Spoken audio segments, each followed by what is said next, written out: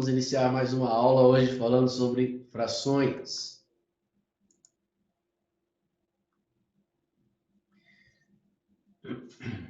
Reza a lenda.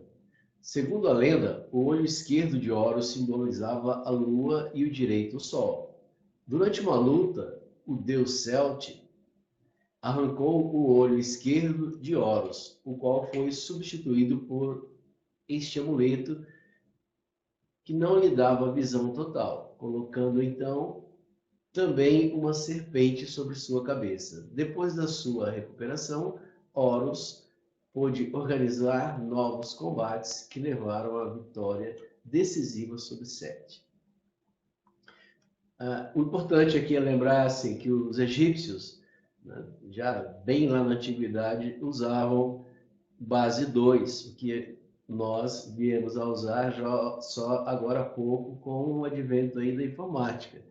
E essas frações aqui são todas sobre base 2. Então, mais aí uma curiosidade, né? Para a gente iniciar, então, agora, efetivamente, o estudo de fração. Primeira questão aqui é como é que nós representamos uma fração. Nós vamos representar uma fração através de um certo número A dividido por um número B, A sobre B, aonde o A é chamado de numerador e o B denominador. Muito bem. O que significa então o numerador? O numerador indica quantas partes foram pegas desse inteiro que foi dividido em B partes. Então o denominador indica a quantidade de partes que o numerador, que o número foi dividido, e o numerador em quantas partes foram pegas desse número original aí dividido. No exemplo, a gente vai ver que isso é bem simples, muito mais do que aqui na nomenclatura, né? Então, aqui está representado um bolo que foi dividido, né, em 6 partes, e neste caso, o pedaço que se destaca aqui, ele representa 1/6 do bolo. Por que 1 sobre 6? 1/6? Porque o bolo foi dividido, né, em 6 pedaços, e se destacou aqui um deles. Então, um pedaço dos 6 que estão aqui, 1/6. Neste outro exemplo, aparentemente o bolo foi dividido em partes diferentes, meio e 1/4. Contudo, ao se estudar o conteúdo mais para frente, veremos que meio possui 2 1/4, ou que 1/4 é a metade de meio. E neste caso, o bolo foi dividido em 4 partes iguais, e a parte que está faltando corresponde a 1/4. É essa aqui. Veja, aqui tem 1, 2, e se eu continuar aqui, eu vou pegar esse meio e vou dividir em 2 partes. Portanto, 1/4 e 1/4, e mais 1/4 aqui. Perfeito? Perceberam que o bolo, então, foi dividido em 4 partes e que a parte que está faltando é 1/4. Ótimo.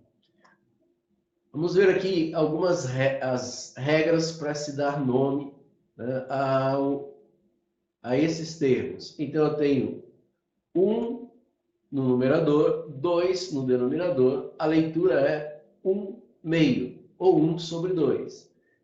No numerador eu tenho 2, no denominador eu tenho 3, então 2/3. Aqui, numerador 3, denominador 4, então 3/4. E assim sucessivamente. Tudo bem? Ótimo. Então, visto aí essa primeira parte da nomenclatura das frações, vamos ver ainda alguns tipos agora de fração. Dentre esses, o primeiro que aparece para nós aqui é a fração mista. É formada por 2 termos, um representa uma quantidade inteira e o outro corresponde à parte fracionária. Como assim? Dessa forma aqui, observe que cada pizza foi dividida em 8 partes iguais, que cada uma delas representa um inteiro, ou seja, 8 sobre 8. Dividiu em 8 partes e aqui estão representadas 8 delas. Então, 8 sobre 8, 8 sobre 8, e aqui eu tenho 8 pedaços foi dividido em 8 partes, mas aparece para mim aqui 5 partes, ok? A quantidade de pizza que vemos na imagem corresponde a 2 pizzas inteiras com 16 fatias, mais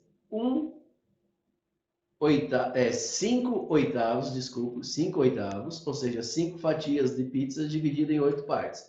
Então, ó, tem 2 pizzas inteiras e tem uma outra aqui que tem 5 partes da pizza que foi dividida em 8. Portanto, temos 21 sobre 8, que é igual a 8 sobre 8, mais 8 sobre 8, mais 5 sobre 8. 8 sobre 8, essa primeira pizza, mais a segunda, 8 sobre 8, e mais essa parte aqui, 5 sobre 8. É isso que está escrito aqui. Agora, 8 sobre 8 é 1. 8 dividido por 8, 1. Então fica 1 mais 1 mais 5 oitavos. 1 mais 1 é 2, mais o 5 oitavos. Ou ainda, né, uma forma mais simplificada de se escrever isso, 2 5 oitavos. Aqui, então, aparece a fração mista. Por quê? Tem parte inteira e tem parte fracionária. 2 5 oitavos significa duas, no caso do exemplo aqui, 2 pizzas mais 5 oitavos de pizza. Tá bom? Lê-se na fração mista da seguinte forma: 2 inteiros e 5 oitavos. O 2, que é a parte inteira, e a fração 5 oitavos. Reforçando ainda, né? Um outro tipo de fração que nós temos é a fração equivalente. Frações equivalentes são frações aparentemente diferentes, mas que representam a mesma parte do todo. Então, aqui eu tenho um exemplo. Veja abaixo a quantidade de pizzas consumidas. Aqui, a pizza foi dividida em 8, aqui em 4 e aqui em 2 partes. Nessa que foi dividida em 8, foram pegos 4 pedaços. Na que foi dividida em 4, foi pego 2 pedaços. Aqui foi dividida em 2 pedaços, foi pego 1 pedaço. E a gente percebe pela ilustração que todas essas frações correspondem a uma mesma parte da pizza. Então, nós dizemos que essas frações são frações equivalentes. 4 oitavos é equivalente a 2 quartos, que é equivalente a meio. Ao dividir a pizza em 8, 4 e 2 partes iguais, respectivamente, e comermos a metade dela, estaremos consumindo a mesma quantidade de pizza. Ok? Então, 8 quartos é igual a 2 quartos, que é igual a meio. Igual no sentido assim, da divisão, parte numérica. Em termos de fração, nós vamos dizer que são equivalentes. Tá bem? Então, sendo assim, as frações 4 sobre 8 igual a 2 sobre 4, que é igual a 1 sobre 2, são frações equivalentes e representam a mesma quantidade. Observe que a forma simplificada das frações, quer dizer, se eu simplificar, significa se eu dividir 4 por 2, 8 por 2, 2 por 2, 4 por 2, olha lá, 4 dividido por 4 dá 1, 8 dividido por 4 deu 2, 2 dividido por 2 dá 1, 4 dividido por 2 dá 2. Então, todas acabam dando meio. Ao simplificarmos as frações, dividindo o numerador e o denominador pelo mesmo número, chegamos a uma fração irredutível, que corresponde a uma fração que não mais pode ser simplificada. Então, a fração irredutível, esse termo fração irredutível, significa que você já simplificou o máximo possível a fração, não dá mais para simplificá-la. E nós estamos aqui usando esse recurso, né, de redução para demonstrar, não só em termos de ilustração, de desenho, mas também em termos numéricos, que essas frações são frações equivalentes, tá bom? Bom, além dos exemplos vistos, as frações também são classificadas como fração própria. O que vem a ser, então, a fração própria? A fração própria é aquela que é menor que o inteiro, pois o numerador é menor que o denominador. Então, a fração própria indica o seguinte, né? A origem da fração. A origem desse termo fração, pedaço, parte, né? Então, a gente diz que uma fração ela é própria quando ela é parte de um inteiro. Bem? Fração imprópria. A fração imprópria ela é maior que o inteiro, pois o numerador é maior que o denominador. Então, eu tenho aqui, ó, 8 quintos. Então, 8 quintos é uma fração maior do que uma parte do inteiro. Ela é o inteiro e mais alguma coisa. Por isso que eu tenho aqui esse termo fração imprópria. No caso do 8 sobre 5, é o mesmo que eu disser 1 3 quintos. Tá? Fração aparente pode ser escrita como um número inteiro, pois o denominador é divisor do numerador. Como assim? Aqui, ó. O denominador é divisor do numerador. 8 dividido por 2. 8 sobre 2 dá 4. Um número inteiro. Então, ela é uma fração aparente. Faz de conta que é fração, porque, na verdade, na hora que eu faço a divisão, eu fico com um número inteiro. Fração geratriz. A divisão do numerador pelo denominador resulta em uma dízima periódica. Por exemplo, não apareceu o exemplo aqui, mas 1/3. 1 dividido por 3. Isso aí vai dar 0,33333. É infinito. Por isso diz, então, dízima periódica. Tá? Essas frações geratrizes, elas são motivos de uma aula só para elas. Tá bem? Ok. Agora, fica com vocês aí os exercícios, para um pouquinho o vídeo, tá? Parem a aula, façam esses exercícios que vocês têm também no caderno aí, e depois retomem a parte aí da aula, tá bom? Espero que vocês tenham feito já os exercícios que eu pedi para fazer lá daquela primeira parte do estudo de frações, para que a gente possa continuar o nosso estudo sobre frações, e agora nós vamos